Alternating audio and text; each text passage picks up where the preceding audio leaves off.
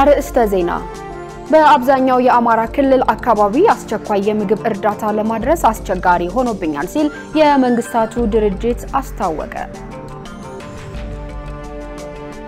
ከውጭ በጋዛ የእርዳታ ሰራተኞች እየተገደሉና እየተሰወሩ ነው ተባለ።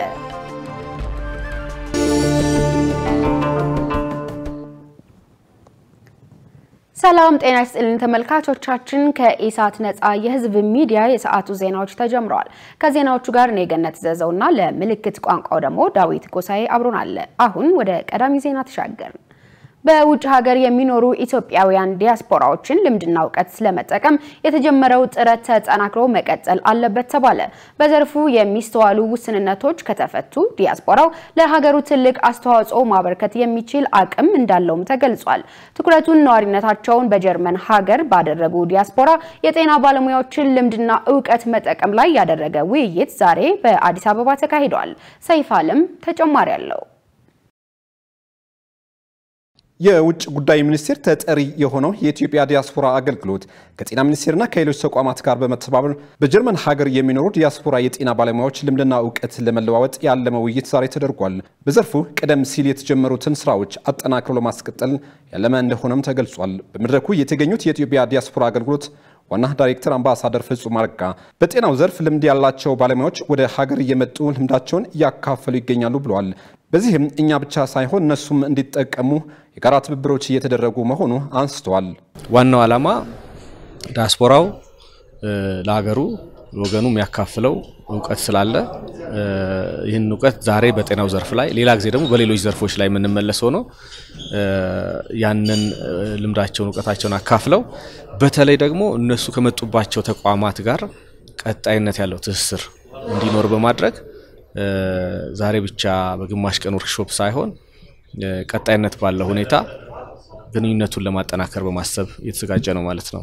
በተለያዩ ሀገራት በሚገኙ ሚስዮኖች አማካኝነት ከዲያስፖራው ጋር በርካታ ተግባራት እየተከናወኑ ናቸው ያሉት አምባሳደሩ የሚያጋጥሙትንም ችግሮች በዚሁ መንገድ ለመቅረፍ እየተሰራ ነው ብለዋል። ኢትዮጵያ ዲያስፖራ አገልግሎት በውጭ ጉዳይ ሚኒስቴር ስር ያለ ተቋም ነው።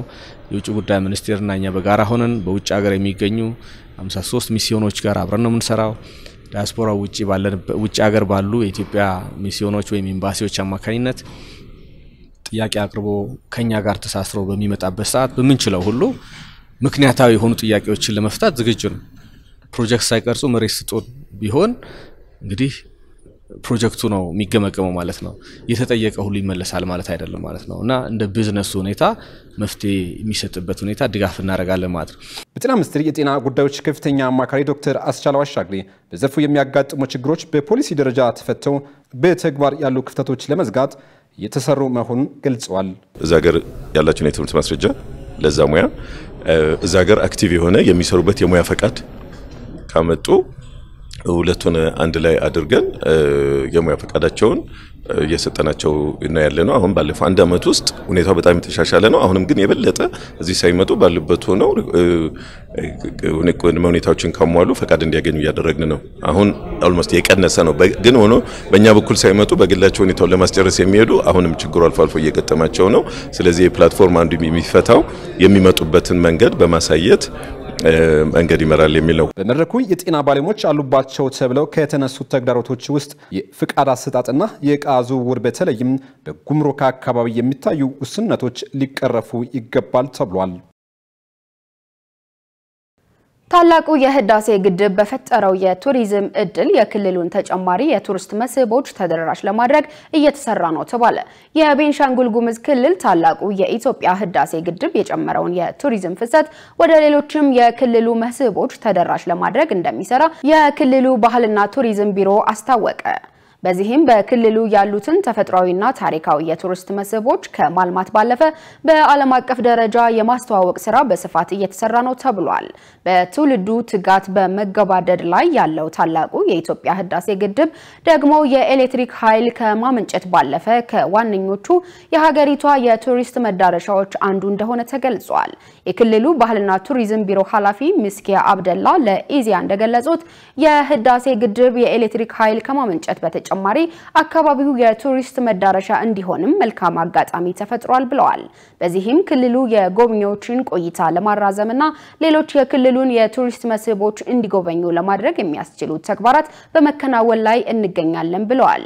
በግድቡ አካባቢ የሚገኙ ወጣቶች በአስጎብኝነት የስራ ዕድል እንዲጠቀሙ የክህሎት ስልጠና እንዲያገኙ ማድረግ መጀመሩንም ኃላፊዋ ተናግረዋል።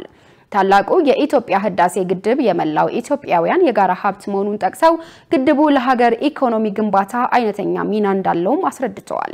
በክልሉ የቱሪዝም ዘርፍ እንዲነቃቃና ተጨማሪ የገቢ አቅም እንዲፈጠር ግድቡ የሚፈጥረውን እድል ለመጠቀም እየተሰራ ነው ተብሏል። በዚህ ዓመት በ6 ወራት ውስጥ ከ49800 በላይ ሰዎች በክልሉ የተለያዩ የቱሪስት መስህቦች መጎብኘታቸውንም ኃላፊዋ አስታውቀዋል። በአብዛኛው የአማራ ክልል አካባቢ አስቸኳይ የምግብ እርዳታ ለማድረስ አስቸጋሪ ሆኖብኛል ሲል የመንግስታቱ ድርጅት አስታወቀ። የመንግስታቱ ድርጅት የእርዳታ ማስተባበሪያ ጽህፈት ቤት ኦቻ ትናንት መጋቢት 18 ቀን 2017 ዓ.ም ባወጣው መግለጫ በአብዛኛው የአማራ ክልል አካባቢዎች አስቸኳይ የምግብ እርዳታ ማድረስ አስቸጋሪ ሆኖብኛል ብሏል። ማስተባበሪያ ጽህፈት ቤቱ በክልሉ ባለው የጸጥታ ችግር ምክንያት የምግብ እርዳታ ማድረስ በጭራሽ የማይቻልባቸውንና በከፊል የሚቻልባቸውን በርካታ ቦታዎች በምስል አስደግፎ አቅርቧል። በጭራሽ የእርዳታ አቅርቦት ማድረስ የማይቻልባቸው ብሎ ከተቀሳቸው ቦታዎች መካከል በሰሜን ጎጃም 4 ወረዳዎች፣ በጎንደር 2 ወረዳዎች እንዲሁም የሸዋ ዞኖች ታሽመርሃ ቤቴና ኤፍራታ ግድም ተጠቅሰዋል። በምስራቅ አማራ በተሻለ ሁኔታ መድረስ ይችላል ሲል የገለጸው ማስተባበሪያው በዚህም እጅግ አስፈላጊ የሆነ የተመጣጠነ ምግብ ለሚያስፈልጋቸው አካላት ማቅረቡን ጠቁሟል። በሰሜን ወሎ ራያ ቆቦ ወረዳ ላይ በተያዘው የመጋቢት ወር አስቸኳይ የነፍስ አድን እርዳታ መስጠቱንም ገልጿል። ለ2 የጤና ማዕከላት የሕክምና እርዳታ ማድረሱን አስታውቋል ሲል አዲስ ስታንዳርድ ዘግቧል። በደቡብ ኢትዮጵያ ክልል ኮሬ ዞን በተደጋጋሚ የሚፈጸመውን ጥቃት ለማስቆም የህዝብ ለህዝብ ግንኙነት ማጠናከር ተቀዳሚ ጉዳይ መሆኑ ተገለጸ። ይህ የተባለው በዞኑ እና በኦሮሚያ ክልላዊ መንግስት አዋሳኝ አካባቢዎች በተደጋጋሚ የሚከሰተው ጥቃት አስመልክቶ ባለድርሻ አካላት ባደረጉት የውይይት መድረክ ላይ ነው። ሰላማዊት ሙልጌታ ተጨማሪ አላት።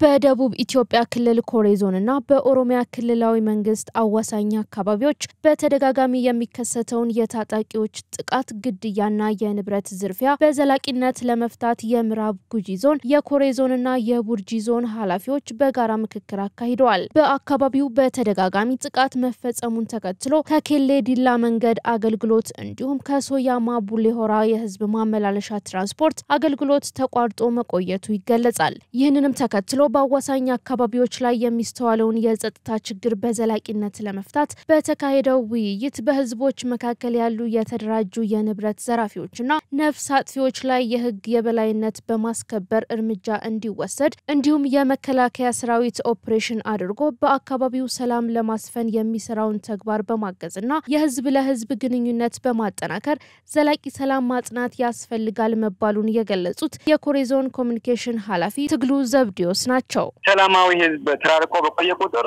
መካከል ላይ በዚህ በሸቀቅ ቀጠናው ላይ ገላና ሸለቆ ላይ የሚንቀሳቀስ ጸረ ሰላም ኃይል ይታወቃል። እንዲያገር ይህ ኃይል እድል ያገኘ ነው።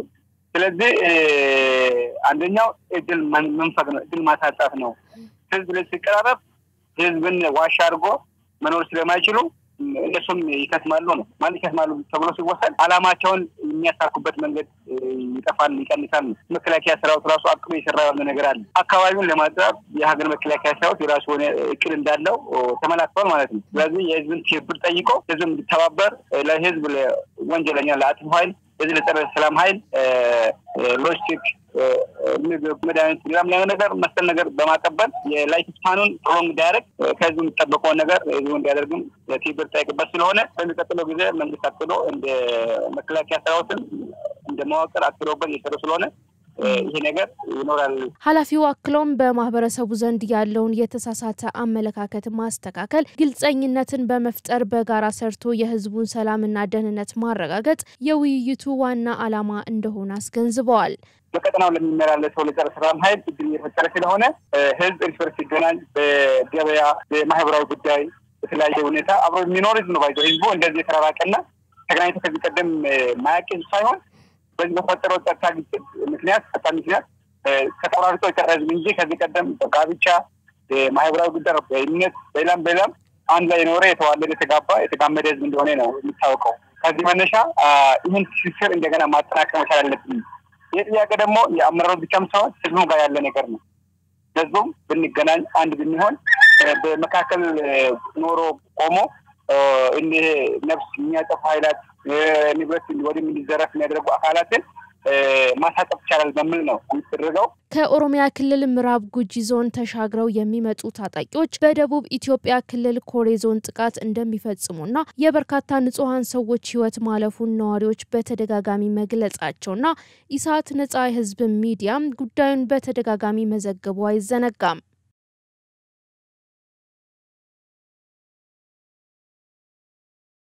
በሌላ ዜና በኦሞ ወንዝ መሙላት ምክንያት የተፈናቀሉ ከ79000 በላይ ዜጎች በመጠለያ ውስጥ እንደሚገኙ ተገለጸ። ባለፉት ጊዜያት በጣለው ከባድ ዝናብ ምክንያት በደቡብ ኦሞ ዞን ዳሰነች ወረዳ የኦሞ ወንዝ ሞልቶ ብዙዎች እንደተፈናቀሉና በመጠለያ ጣቢያ ውስጥ እንደሚገኙ ይታወቃል። ይህንን አስመልክቶ ተፈናቃዮች በምን ሁኔታ ላይ ይገኛሉ? የሚደረገው ድጋፍ ምን ይመስላል? ሲል ኢሳት ነጻ የህዝብ ሚዲያ የደቡብ ኦሞ ዞን አደጋ ስጋትና ስራ አመራርን ጠይቋል። የደቡብ ኦሞ ዞን የአደጋ ስጋት እና ምግብ ዋስትና ዘርፍ ኃላፊ ሉክኛንጋ ሙርሌ በሰጡት ምላሽ በአካባቢው ለተፈናቀሉ ዜጎች የተለያዩ ሰብአዊ እርዳታዎች ከመንግስት በተጨማሪ ግብረሰናይ ድርጅቶችም ድጋፍ እያደረጉ መሆኑን ገልጸው አሁን ላይ በመጠለያ ጣቢያ ውስጥ የሚገኙ ከ79000 በላይ ሰዎች መኖራቸውንም ኃላፊው ጠቁመዋል። የተፈናቀሉ ዜጎች ህክምና እንዲያገኙ የህክምና ተቋማት እየተገነቡ እንደሆነም ተናግረዋል። ያው እንግዲህ ድጋፍ የተደረገላቸው ነው። ወረርሽኝ አንጻርም ያው እንግዲህ ከመድኃኒት አቅርቦት ከተለያዩ ወንጀዎችም ያው እየረዱ ነው። ለብዙ አመታት የነበሩት እነሱ የሰፈሩት አሁን በዋም እየተዋጠ ስለሆነ ሌላ ቦታ ነው ሽፍት የተደረገላቸው። ስለዚህ እዛው ሆኖ በተለማትም የተሰሩላቸው ነው። ጤና ኬላ፣ የሰው የእንስሳት ትምህርት ቤት አሁን እዛው ሆኖ ሁሉ ነገር አሁን በኤንጂኦዎች በመንግስት ድጋፍ ምንም ችግር የለም። እስካሁን ድረስ ያው እንግዲህ ድጋፍ የተደረገላቸው ነው። በመጠለያ ጣቢያ የሚገኙ ዜጎች በተለያዩ ወረርሽኝ በሽታዎች እንዳይጠቁ ግብረሰናይ ድርጅቶች መድኃኒት ድጋፍ እያደረጉ እንደሚገኝ የጽህፈት ቤቱ ኃላፊ ተናግረዋል። ዘገባው የባልደረባችን መሰረት ባዩ ነው። እስከ ሰኔ 2017 መጨረሻ 30 ሚሊዮን ዜጎችን ለፋይዳ መታወቂያ ለመመዝገብ መታቀዱ ተገለጸ። እስካሁንም ከ13 ሚሊዮን በላይ ሰዎችን መዝገብ ያለው ሲል የብሔራዊ መታወቂያ ፕሮግራም አስታውቋል። የዚህን ዜና ዝርዝር ሰላማዊት ሙልጌታ እንደሚከተለው ታቀርበዋለች። የብሔራዊ መታወቂያ ፕሮግራም የፋይዳ መታወቂያ በሀገሪቱ ቀጥተኛ የኢኮኖሚ ተጠቃሚነት የሚያስገኝ ነው እየተባለ ይገለጻል። ከዚሁ ጋር በተያያዘ እስካሁን ምን ያህል ዜጎች ተመዝግበዋል? ተደራሽ ባልሆኑ አካባቢዎችስ አገልግሎቱን ለመስጠት ምን ታስቧል? ሲል ኢሳት የብሔራዊ መታወቂያ ፕሮግራምን ጠይቋል። የተቋሙ የህዝብ ግንኙነት አማካሪ አቤኔዘር ፈለቀ በምላሻቸው የምዝገባ ሂደቱ በአሁኑ ወቅት የተሳለጠ መሆኑን ገልጸው በተለይም በአዲስ አበባ የተሻለ አፈጻጸም መኖሩን ተናግረዋል። በመሆኑም እስካሁን ከ13 ሚሊዮን በላይ ዜጎች የተመዘገቡ ሲሆን እስከ ሰኔ መጨረሻ 30 ሚሊዮን ዜጎችን ለመመዝገብ በእቅድ ተይዞ እየተሰራ መሆኑን ይገልጻሉ። እስካሁን ባለው ሁኔታ 13.5 ሚሊዮን ሰዎችን ሬጅስተር አድርገናል። በሰኔ መጨረሻ 30 ሚሊዮን ሰዎች ሬጅስተር ለማድረግ ነው አቅደን እየሰራን ያለ ነው። ምዝገባ ሂደቱ በጥሩ ሁኔታ እየሄደ ነው። በተለይ አዲስ አበባ ላይ በሰፊው ሁኔታ ዜጎች እየተመዘገቡ ነው። ከምዝገባ ጋር ተያይዞም የተቋማት ላይ የሲስተም ትስስር ስራዎችም ከ52 ተቋማት ጋር እየተሰሩ ነው። ከነዚህ ውስጥም እንደ ገቢዎች፣ ቴሌ፣ ሚኒስትሪ ኦፍ ሬቨኒው፣ አዲስ አበባ ከተማ መስተዳደር ነዋሪነት አገልግሎት፣ ውልና ማስረጃ፣ ባንኮች፣ የኢትዮጵያ አየር መንገድ እና ሌሎች ጋር ተቋማት ጋር ፋይዳን እንደ ቅድመ ሁኔታ አስቀምጠው በፋይዳ ሰው አገልግሎት እንዲያገኝ ማድረግ ስራ እየተሰራ ነው ማለት ነው። አያይዘውም የአገልግሎቱን ተደራሽነት ለማስፋት በክልሎችም እየተሰራ መሆኑን ተናግረዋል። አሁን በስፋት አቅደን እየወጣን ያለ ነው። ይህን 30 ሚሊዮን አቺቭ ለማድረግ ወደ ክልሎች ነው። ክልሎች ላይ ኦልሬዲ ብዙ የሆኑ የባለድርሻ አካላት ምክክር መድረኮች፣ የግንዛቤ ማስጨበጫ ስራዎች እየተሰሩ ነው። አሁን ድረስ ኦሮሚያ ላይ እና ማዕከላዊ ኢትዮጵያ ላይ የግንዛቤ ማስጨበጫ ስራዎች በፕሬዝዳንት ጽሕፈት ቤት በኩል መሪነት እየተደረጉ ነው።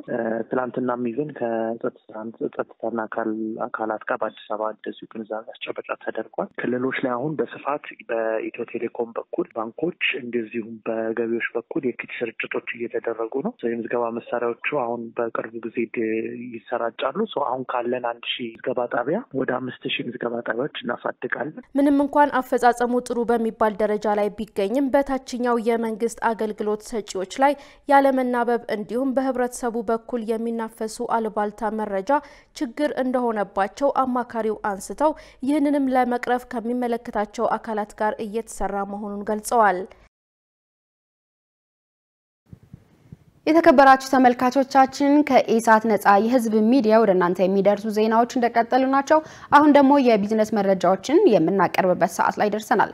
የቢዝነስ መረጃዎችን የምታቀርብልን መሰረት ባዩናት። በቀጥታ ወደ ቢዝነስ ዘገባዎች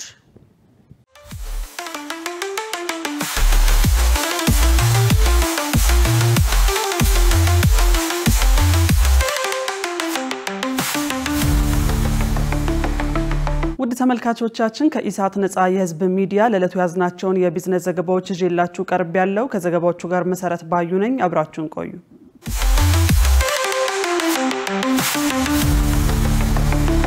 የገንዘብ ሚኒስቴር በዲጂታል ገንዘብ ማስተላለፊያ ዘዴ ከ345 ቢሊዮን ብር በላይ ማዘዋወሩን ገለጸ።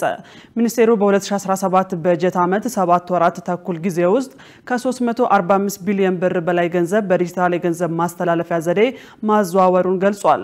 በገንዘብ ሚኒስቴር የትሬጀሪና የመንግስት ሂሳብ መምሪያ ኃላፊ ነጠሩ ወንደሰን በግዳጅ ላይ ላሉ ሰራዊት ካልሆነ በቀር የእጅ በእጅ ክፍያ አይፈጸምም ብለዋል። ኃላፊዋ ይህ የዲጂታል ክፍያ ስርዓት መንግስት ጥሬ ገንዘብ ለማሳተም የሚያወጣውን ወጪ እንደቀነሰም ተናግረዋል። የዲጂታል ገንዘብ ዝውውር ስርዓት ቀልጣፋና ተአማኒነት ያለው የገንዘብ አስተዳደር ስርዓት እንደሚፈጥርም ገልጸዋል። የዲጂታል ክፍያ ስርዓት የዜጎችን እንግልትና ጊዜ ብክነት እንዲሁም የደህንነት ስጋት መቀነሱንም ተጠቁሟል። ለኢትዮጵያ ታምርት ንቅናቄ የላቀ ውጤታማነት ተቋማት የተቀናጀና የተናበበ አሰራር መተግበር እንዳለባቸው ተገለጸ። የኢትዮጵያ ታምርት ንቅናቄ 5 ክላስተሮች የ2017 በጀት ዓመት የ8 ወራት እቅድ አፈጻጸም እየገመገሙ ነው። የኢንዱስትሪ ሚኒስትሩ መላኩ አለበል በግምገማው መክፈቻ ባደረጉት ንግግር በኢትዮጵያ ታምርት ንቅናቄ ለውጥ ያመጡ በርካታ ተግባራት ተከናውነዋል ብለዋል።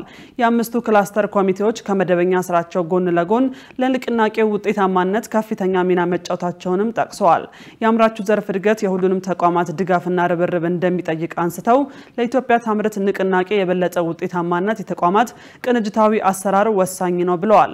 የኢንዱስትሪ ሽግግሩን ለማፋጠን የተጀመሩ ስራዎች ውጤት እያስመዘገቡ መሆኑን ጠቅሰው ይህን የበለጠ ማጠናከር እንደሚገባ ገልጸዋል። በአገልግሎት አሰጣጥና በፋይናንስ ድጋፍ ላይ ያለውን ክፍተት በተናበበ መልኩ መፍታት ያሻል ብለዋል። የኢትዮጵያ ታምርት ንቅናቄ አምራቹን ኢንዱስትሪን በማበረታታት ለተኪ ምርቶች ማደግ ጉልህ ፋይዳ አለው ብለዋል። የኢትዮጵያ ታምርት ንቅናቄ 5ቱ የክላስተር ኮሚቴዎች የመሰረተ ልማት፣ የፋይናንስ፣ የአቅም ግንባታና ምርምር፣ የኢንቨስትመንትና የግሉ ዘርፍ ናቸው ሲል ኢዜአ በዘገባው አስታውቋል። ባለፉት የበጀት ዓመቱ ወራት 88 ባለሀብቶች የኢንቨስትመንት ፍቃድ ወስደው ወደ ስራ ገብተዋል ተባለ። በደቡብ ምዕራብ ኢትዮጵያ ህዝቦች ክልል በበጀት ዓመቱ ባለፉት ወራት ከ5.6 ቢሊዮን ብር በላይ ካፒታል ያስመዘገቡ 88 ባለሀብቶች የኢንቨስትመንት ፍቃድ ወስደው ወደ ስራ መግባታቸውን የክልሉ ንግድና ኢንቨስትመንት ቢሮ አስታወቀ።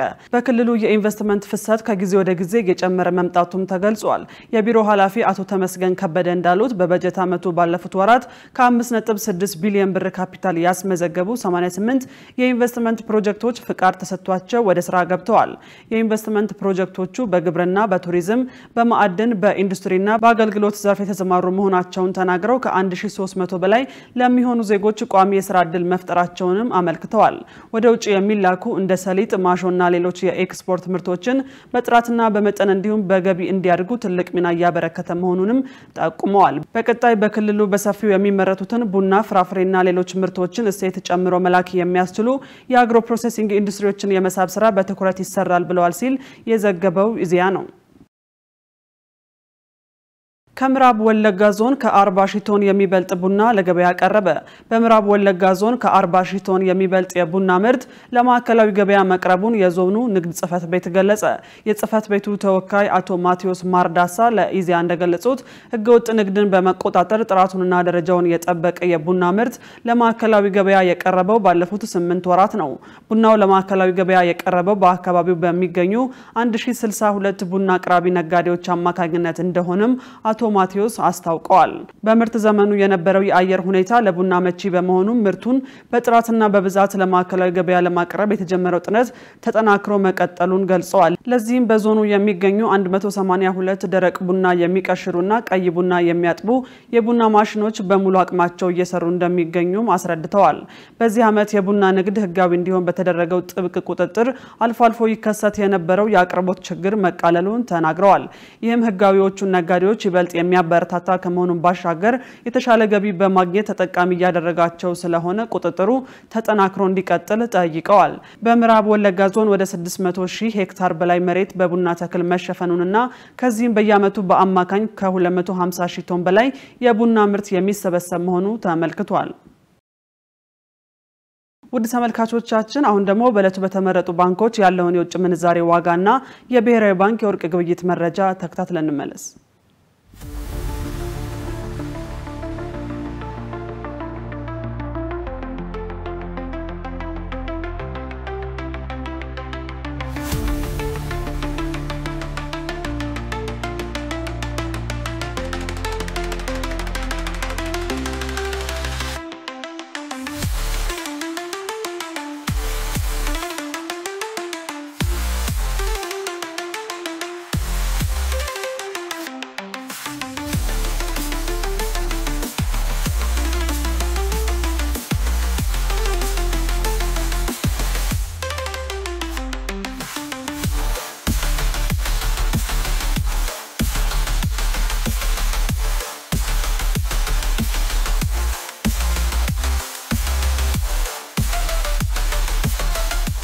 ውድ ተመልካቾቻችን ለዕለቱ ያዝናቸው የቢዝነስ ዘገባዎች በዚሁ ተጠናቀዋል። ወደ ቀሪዎቹ ዜናዎች እንመለስ።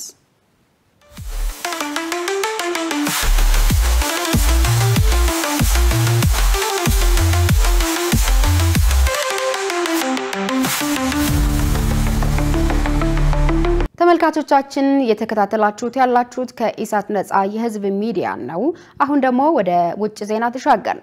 በጋዛ የእርዳታ ሰራተኞች እየተገደሉና እየተሰወሩ ነው ተባለ።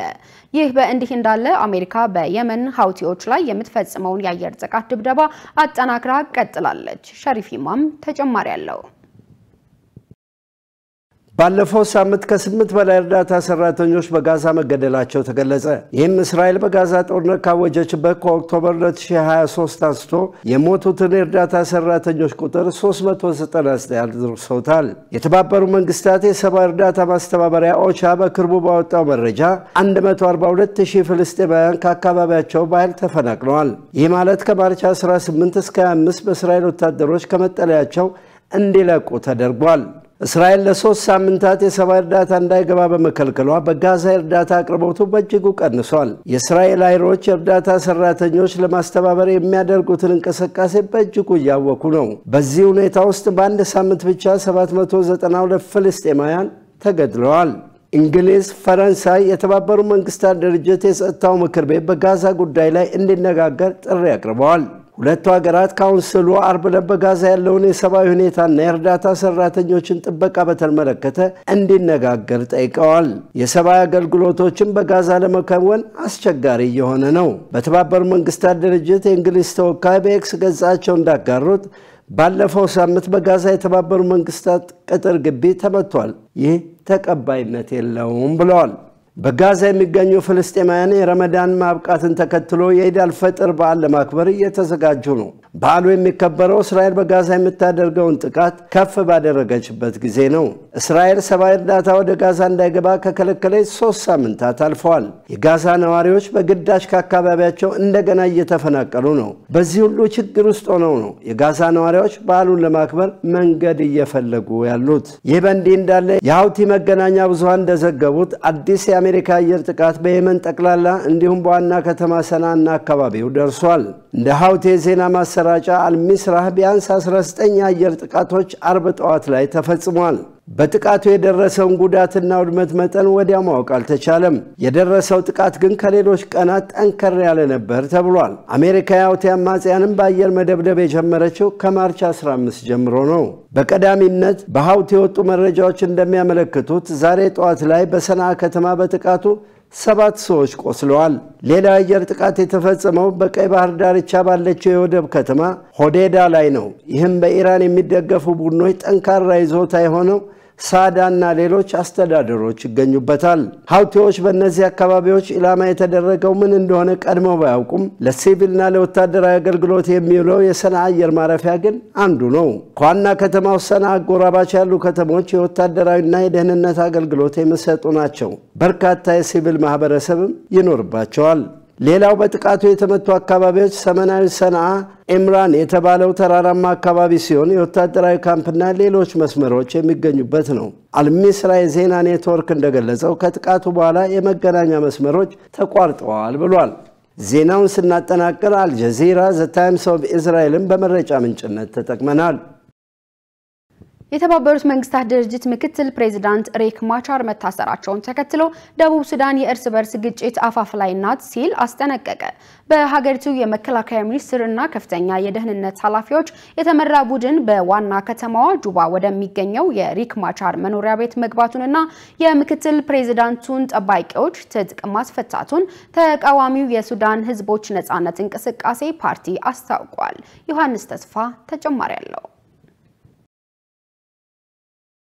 እንደ አውሮፓውያኑ በጁላይ 2011 ደቡብ ሱዳናውያን ለ5 አስርት ዓመታት በዘለቀው የእርስ በርስ ጦርነትና በሚሊዮኖች የሚቆጠሩ ህይወቶች የጠፉበትን በናፍቆት ሲጠበቅ የነበረውን ነጻነታቸውን ተጎናጸፉም። እንደ የደቡብ ሱዳን ሪፐብሊክ ፕሬዝዳንትነቴ ታማኝ ሆኜ ለደቡብ ሱዳን ሪፐብሊክ ህዝብ አገለግላለሁ።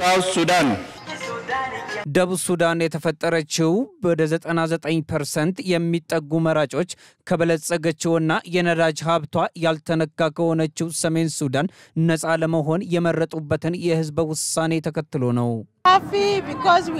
ደስተኛ ነኝ፣ ምክንያቱም ለዚህ ቀን ብቻ ስንል ለ24 ዓመታት እየታገልን ነበር።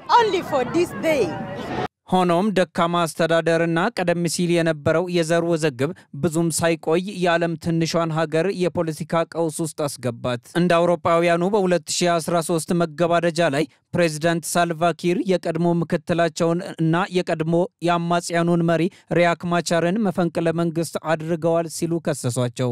የሀገሪቱ ሰራዊትም በጎሳ ተከፋፍሎ ለሀያላን ሀገራት በውክልና ሲታገል በ10 ሺዎች የሚቆጠሩ ሰዎችን ገደለ። በ100 ሺዎች የሚቆጠሩት ተፈናቅለው ኢኮኖሚው እንዳይሆን ሆኖ ተንኮታኩተ። በቀጣዩ ዓመት ሁለቱ ተፋላሚዎች የተኩስ አቁም ስምምነት ተፈራረሙ። ሆኖም ስምምነቱ በተደጋጋሚ ሲጣስ ተጨማሪ ንግግሮች ብጥብጡን ማስቆም አልቻሉም። ኪር ፓርቲ በ2018 ከማቻር ጋር የአንድነት መንግስት ለመመስረት ተስማምቶ ነበር። ነገር ግን አለመግባባቶችን ለመፍታት ሲሞክሩ የስምምነቱ አተገባበር መዘግየት ገጠመው። በመጨረሻም ጥምር መንግስቱ ከ2 ዓመት መዘግየት በኋላ ተቋቋመም። ይህም የሀገሪቱን የእርስ በርስ ጦርነት ሲያስቆም ማቻር ወደ ምክትል ፕሬዝዳንትነታቸው ተመለሱ። 35 ሚኒስትሮች የሽግግር መንግስት አቋቋሙ። 20ዎቹ ከኪር ፓርቲና 9ኙ ከማቻር ሲሆኑ የተቀሩት ወንበሮች ደግሞ ሌሎች ፓርቲዎችን ይወክላሉ። ይህ ሁሉ ሲሆን በ10 ሺዎች የሚቆጠሩ ደቡብ ሱዳናውያን ተገድለዋል። 4 ሚሊዮን ገደማ ዜጎች ደግሞ ከመኖሪያ ቤታቸው ተፈናቅለዋል።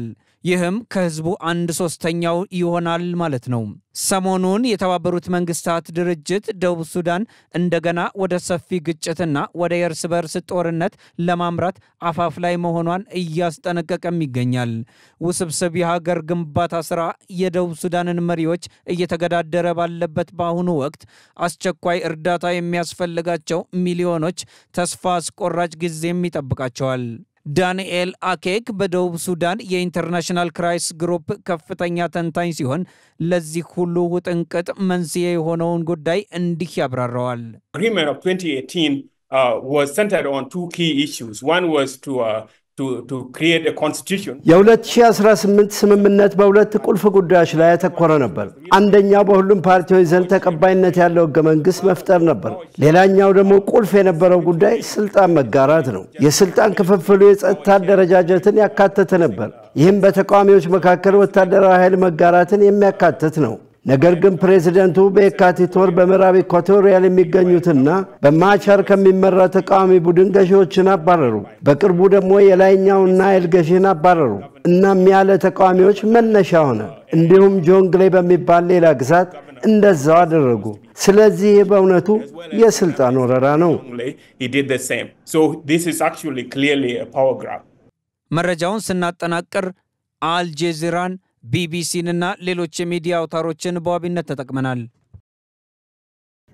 የተከበራችሁ ተመልካቾቻችን ከኛ ጋር ስለሆናችሁ ከልብ እናመሰግናለን። አሁን ደግሞ የስፖርት መረጃዎችን የምናደምጥበት ሰዓት ላይ ደርሰናል። የስፖርት መረጃዎችን የሚያቀርብልን ሙሉቀን ሰለሞን ነው። በቀጥታ ወደ ስፖርት ዘገባዎች ለጥነናት ለምት ለወዳጅነት ሰላም ጤና ይስጥልን ተመልካቾቻችን ከኢሳት ነጻ የህዝብ ሚዲያ ለዕለቱ ያዘጋጀናቸው ስፖርታዊ ዘገባዎች ጋር ሙሉቀን ሰለሞን ነኝ። የኢትዮጵያ ዋንጫ የሩብ ፍጻሜ ጨዋታዎች ነገ መጋቢት 20 እና 21 በሐዋሳ ስቴዲየም ይካሄዳሉ። ቅዳሜ መጋቢት 20 ባህር ዳር ከተማ ከሸገር ከተማ ከቀኑ 7 ሰዓት፣ ሲዳማ ቡና ከሀዲያ ሆሳዕና ከቀኑ 9 ሰዓት ከ30 ላይ የሚጫወቱ ሲሆን እሁድ መጋቢት 21 ደግሞ መቻል ከኢትዮጵያ መድን ከቀኑ 7 ሰዓት፣ ወላይታ ድቻ ከሐዋሳ ከተማ ከቀኑ 9 ሰዓት ከ30 ጀምሮ ይጫወታሉ። የእንግሊዝ ፕሪሚየር ሊግ የ2025-26 የውድድር ዘመን የክረምት የተጫዋቾች የዝውውር መስኮት በዚህ ዓመት የተለየ እንደሚሆን ተገለጸ።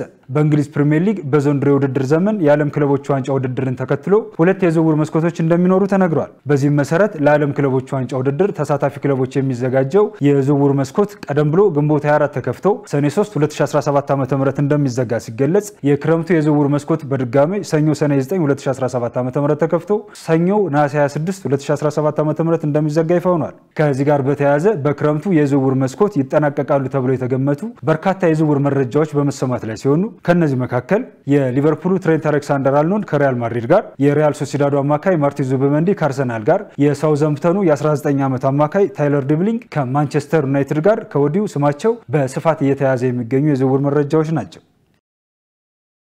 በመጨረሻም በተለያዩ የዓለማችን ሊጎች በሳምንቱ መጨረሻ ቀናት የሚከናወኑ ተጠባቂ የእግር ኳስ ጨዋታዎችን እናስታውሳችሁ።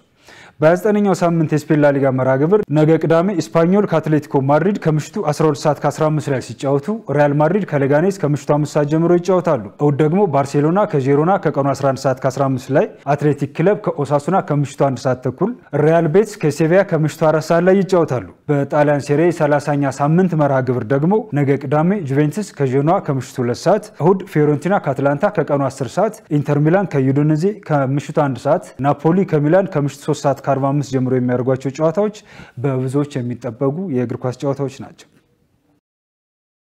ተመልካቾቻችን ለሰዓቱ ያዘጋጀናቸው ስፖርታዊ መረጃዎቻችን የተከታተላችኋቸውን ይመስሉ ነበር። ከመረጃዎቹ ጋር ሙሉቀን ሰለሞን አብራችሁ ቆየው። መልካም ጊዜ ይሆንላችሁ። ለጥነናት ለምት ለወዳጅነት